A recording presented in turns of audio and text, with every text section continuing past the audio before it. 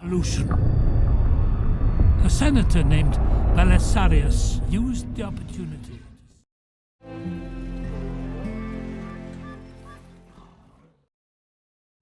Film diawali dengan memperlihatkan seorang wanita yang bernama Cora. Cora hidup di sebuah desa kecil di sebuah planet. Ketika ia sedang terlihat mengembala seekor hewan peliharaannya, datanglah seorang pria yang bernama Gunner yang memberitahukan sebuah informasi bahwa kepala desa menyuruh semua penduduknya untuk berkumpul.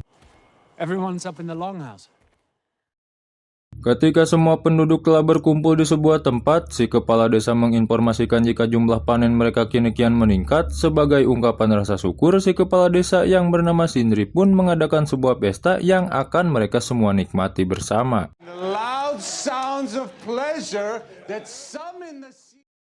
Setelah pesta berakhir, Cora berniat untuk tidur ke kamarnya. Di sebelah kamarnya ada seorang pria yang bernama Hagen yang bertanya kepada Cora bagaimana perasaannya setelah tinggal di desa ini. Di situ Cora mengatakan bahwa ia merasa senang karena telah diterima di desa ini dengan baik. Ternyata Cora sendiri bukanlah penduduk asli desa ini. The 2 seasons I've spent here have given me happiness. Keesokan paginya ketika Cora dan temannya yang bernama Sam sedang ada di sebuah ladang pertanian, di situ Cora melihat pesawat luar angkasa Motherworld yang akan mendarat di planet yang mereka huni. Melihat hal itu, Cora pun segera bergegas membunyikan alarm sebagai tanda bahaya. Sebelum pesawat luar angkasa itu mendarat, Sindri pun mengumpulkan warganya dan merapatkan tentang apa yang harus mereka lakukan. Sebagian warga menyarankan untuk memberikan hasil panen mereka kepada pasukan dari The Dreadnought, namun di situ Cora dengan lantang langsung menolak saran itu, karena Motherworld yang saat ini bukanlah yang dulu. Pasukan Motherworld yang sekarang sangatlah kejam dan sangat serakah. Volunteer nothing about how fertile this land is.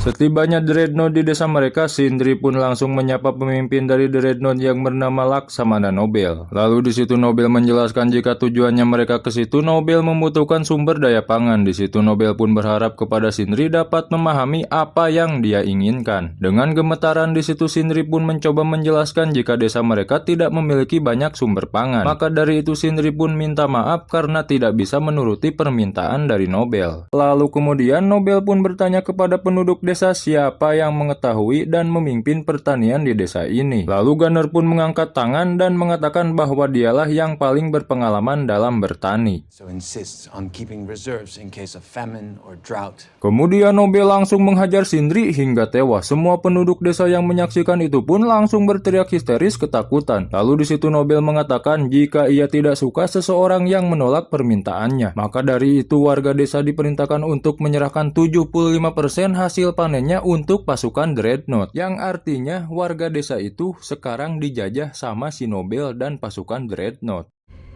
I want everything.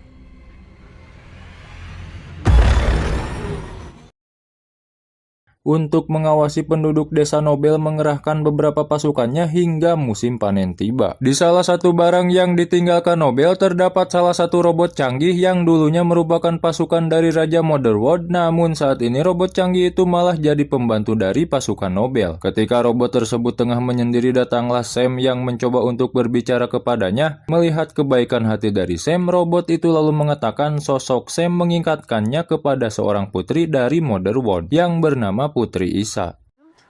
Well, you remind me of her.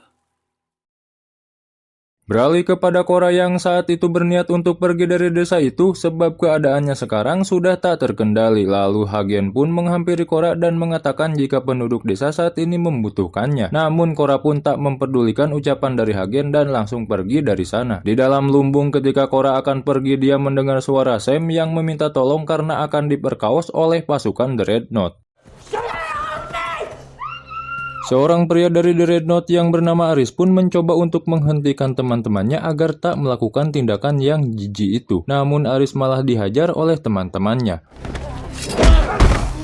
Lalu tak lama datanglah Cora yang membawa sebuah kapak di tangannya. Di situ Cora pun mengatakan jika dia akan memberikan kesempatan bila mereka melepaskan Sam. Namun dengan sombongnya, si ketua dari Dreadnought pun malah meremehkan Cora yang alhasil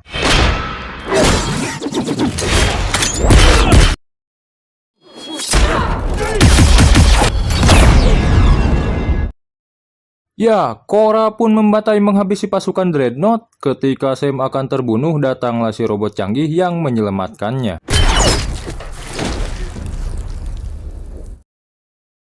Keesokan paginya Korra memutuskan untuk mencari orang yang ia butuhkan untuk melawan pasukan Dreadnought. Di situ Korra ditemani bersama Gunner untuk mencari orang-orang yang ia butuhkan.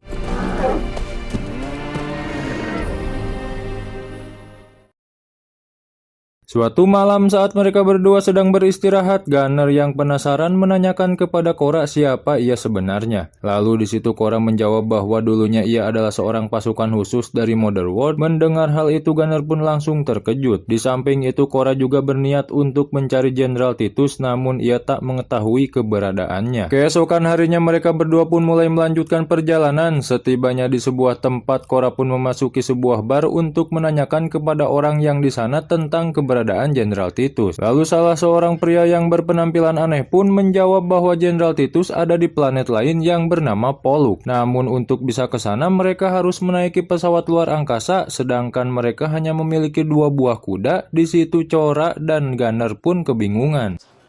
Guess we need to find a ship to take us to Pollux. Lalu tak lama ada seorang pria yang bernama Kai. Lalu Kai mengatakan bahwa dirinya bersedia membantu Korra dan Gunner mencari Jenderal Titus.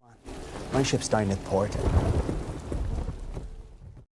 Setelah itu Kai pun mengajak Korra dan Gunner untuk masuk ke dalam pesawatnya. Di dalam pesawat Kai bertanya mengapa Korra mencari Jenderal Titus. Lalu Korra mengatakan bahwa dirinya butuh orang yang kuat untuk melawan pasukan Motherworld. Mendengar hal itu, Kai pun mengatakan jika dia memiliki informasi mengenai berbagai pemberontak yang membenci Motherworld. Setelah menempuh perjalanan yang cukup jauh, tibalah mereka di sebuah planet yang tandus dan juga kering. Di planet itu Kai mengatakan bahwa ada seorang pria yang bernama Tara yang ahli dalam bertarung. Ketika tiba di tempat Tara berada, Korra pun langsung mengajaknya untuk bergabung ke dalam pasukannya melawan Motherworld. Di situ Tara pun menyetujui, namun dirinya tidak bisa pergi karena ia memiliki banyak hutang.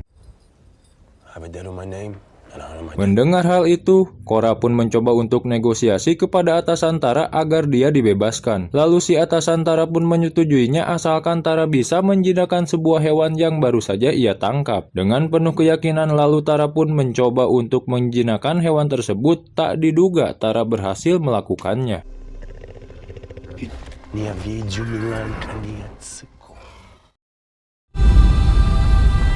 Setelah itu Korra dan kawan-kawan melanjutkan perjalanannya ke planet lain sesuai petunjuk dari Kai. Setibanya di sana mereka mencari seorang wanita yang ahli dalam berpedang. Setelah berjumpa dengan wanita itu, Korra pun langsung mengajaknya untuk bergabung bersamanya. Lalu Nemesis pun menerimanya.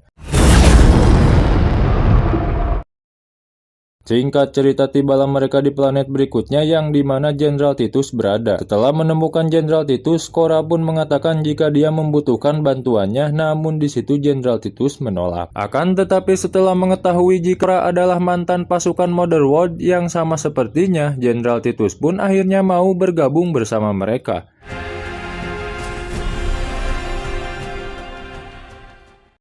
Lalu setelah itu Korra dan kawan-kawan pun melanjutkan perjalanannya menuju ke tempat terakhir yang mereka tuju untuk menemukan keberadaan dari pasukan Blood Egg. Setelah sampai di tempat tujuan dan bertemu Raja Lepidika, di situ Korra pun menjelaskan tentang tujuannya jika saat ini ia ingin menemui pasukan dari Blood Egg. Lalu di situ Raja Lepidika pun mengizinkannya. Ketika sudah bertemu, pemimpin dari Blood Egg yang bernama Darian pun langsung menyapa Gunner dan mengatakan ia tidak membutuhkan gandum saat ini. Lalu Korra kemudian langsung menyautinya dan menjelaskan jika tujuannya menemui Darian karena ingin meminta bantuannya. With you we can mount a real defense. Mendengar penjelasan dari Korra, Darian pun bersedia membantu mereka. Lalu setelah itu mereka pun pergi ke planet yang Korra huni. Saat dalam perjalanan, Kai mengatakan jika ia ingin mampir ke stasiun untuk membeli bahan bakar. Setelah tiba di sana, Korra pun merasa curiga terdapat pria asing yang pernah Korra jumpai di salah satu pasukan dari Motherworld. Dan benar saja, Kai berkhianat kepada mereka semua. Ternyata Kai telah bersekongkol dengan Nobel untuk menangkap mereka semua. Melihat hal itu, Korra pun sangat marah. Tak lama kemudian datanglah Nobel bersama pasukannya yang mengapresiasi dan memuji Kai. I would be remiss. Ketika Nobel lengah, Gunner pun langsung membebaskan Korra dan membunuh Kai yang telah menipunya. Dan pada akhirnya terjadilah pertarungan antara pasukan Korra melawan pasukan Dreadnought, dan di situ Korra pun membebaskan teman-temannya yang tertangkap. Pertarungan pun berlangsung cukup imbang dan sengit, namun setelah lama bertempur, pada akhirnya Korra pun berhasil memenangkan pertarungan itu, karena pada akhirnya setiap film pasti lalakon lah yang menang.